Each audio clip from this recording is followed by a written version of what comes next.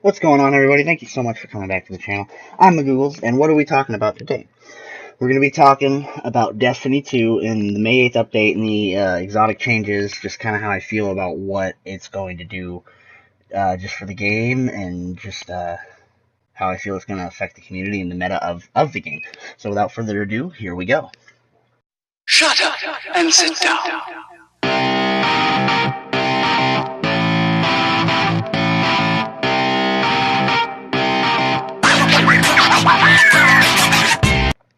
So as far as weapons in Destiny 2 go, many words have been used to describe them, like boring, bland, and reskinned. You know, Destiny 1 guns not powerful enough. I hear things like, where did random rolls go? Why are things extremely linear now with level caps easy enough to reach after about a week? Strikes, raids, Crucible, all of them lacking the good stuff that drives players to stay up an extra hour, honestly, for the hope of finally beating a raid after, Vault of Glass after four-hour sessions, hoping the Mythic class drops, only to be disappointed with no care of having to do it again. I mean, not only because raids were fun, but having such a weapon really, honestly gave you the upper hand in Crucible. Strikes nowadays, they just take your time and give you nothing, lowering your expectations of yet again of this beautifully executed world. And it's not just strikes; it's Crucible, it's endgame raid. I mean, I did Leviathan raid multiple times, and in that time, you get maybe 2 drops that are very valuable, worth it drops as far as helping you in the meta of the game. So Bungie just released their weekly update featuring many patch notes, included things such as guided games, multi-emote wheel, which we've all been waiting for a while, exotic quest inventory category, to name a few, so you can tell once you get that catalyst and you're working on that masterwork, you can tell how far along you are on it. And so on. And they also released 3 videos featuring exotics and their changes. And the three guns they released this week are Risk Runner, Sweet Business, and D.A.R.C.I. And the changes to these guns are truly phenomenal. So first up, we have Risk Runner, and what they've done to Risk Runner is pretty cool as far as PvP. So now on Risk Runner, Arc Conductor increases arc resistance by 50%, which is activated while stowed. However, damage resistance doesn't apply unless it's in your hands. So with gauntlets that let you ready your weapon super fast, so you can just have, you know, pretty sure Vigilance Wing in no, that's another exotic. But have something like Forward Path, running that, or just a really nice scout rifle you like in your primary. Have on some gauntlets that let you ready your secondary weapon stupid fast, or any weapon for that matter. And your Wrist Runner, you'd still have the buff, and then the damage buff it'd be so quick because you have that armor perk for that gun. So the possibilities are endless. Moving on, we have Sweet Business, which has been given a significant ammo boost as far as your reserves. So the max now is 999. It's the maximum amount it can give you, honestly. And so if you have something paired, like with Risk Runner, if you have like Lunification boots on, that's another amazing combination, because the Lunification boots will continuously reload that Sweet Business for you. And it's like the video Bungie showed on their website. They take down a walker without having to reload for 2.5 minutes. It's insane. So the possibilities for Sweet Business from now on, it's going to completely change the meta up, and I'm very excited. And finally, we have D.A.R.C.I, which is an exotic sniper rifle. And this one is going to really change up PvP as far as melting bosses, taking down just taking down a Minotaur that's just giving you a lot of problems. Because when you're locked on, it grants 4 times damage for this weapon now. So in the video that Bungie showed, you're on the boss when they're hitting crit shots, it's about 54,000 damage. It's absolutely insane. It's like having Golden Gun constantly, and it also has a 7-round clip, which is just amazing. So that's another that's pretty cool that they showed us the videos and kind of what the weapons are going to be like, so they can get us really excited about the game and get us really excited about the May 8th update. So that's really cool of them. So along with exotic weapons, Bungie has also released a list of strike modifiers to come with war mines. So as far as burns, we have Arc, Void, and Soul are both doing incoming and outgoing damage. Has been increased to 25%. So that's something you can put on while you're doing heroic strikes, and then you have advantages. So Brawler, which does double melee recharge rate and damage. Grenadier, which does double grenade ability recharge rate and damage, and then Heavyweight, which is triple power ammo drop and double power weapon damage. So you also, to go with that, we have disadvantages. So you have Glass, which players' health and shields are halved, but recharge rate doubles. So that's just kind of can't really take too much time to shoot a guy. It's kind of pop out, shoot, and go back in the cover. You're just gonna get annihilated. And then Blackout, which this one is. I mean, radars disable and enemies do 20% increased melee damage. So there is no going up to anybody. There is no being a hero. It is straight up you stay back or you're done. We're all done. So I'm excited for that modifier. And then iron enemies no longer stagger and health pools are increased by 50%.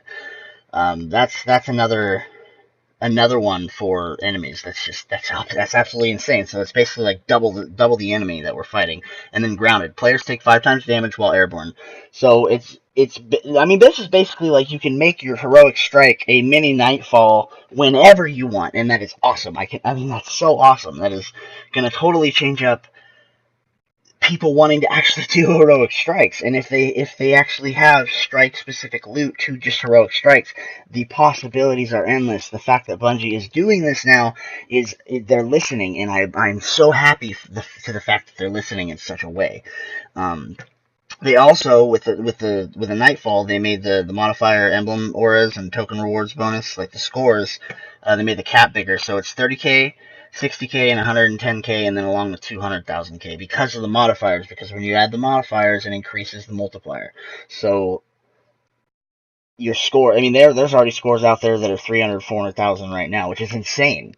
So the fact that they've just bumped it up that much, I mean, it's pretty cool. So now, I know that everyone isn't the biggest fan of Eververse, but they've also shown us something that they call the Prismatic Matrix, which allows 10 items.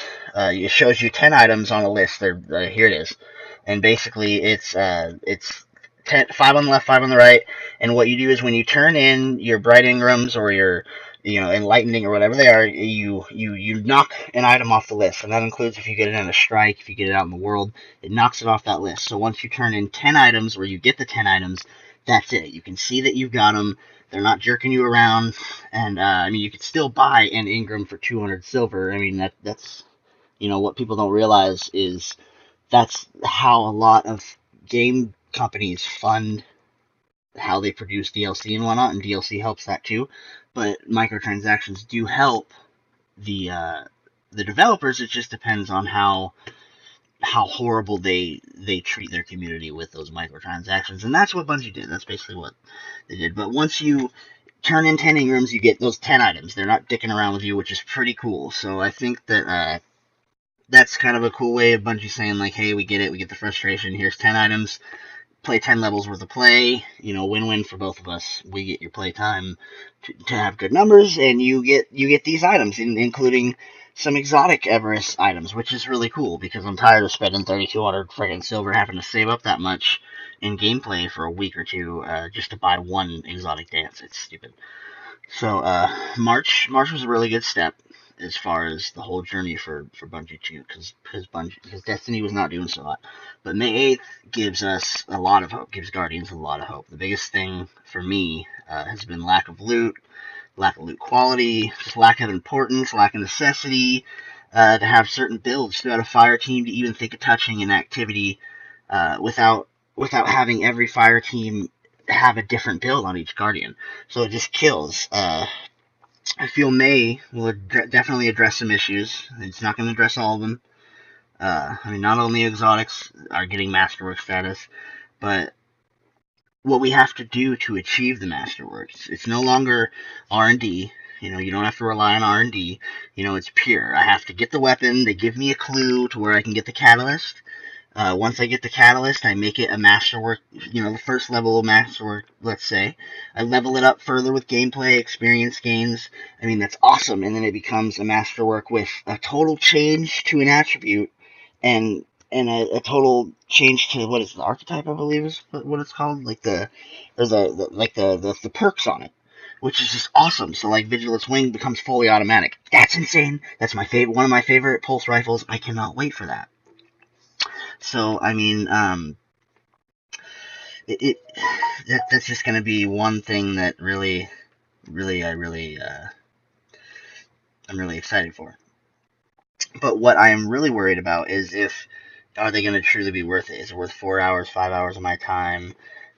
You can spend all this time doing all this, and it turns out the feature sucks. We told Bungie how we feel. People, they held the summit. People attended. So now the ball is honestly in Bungie's court.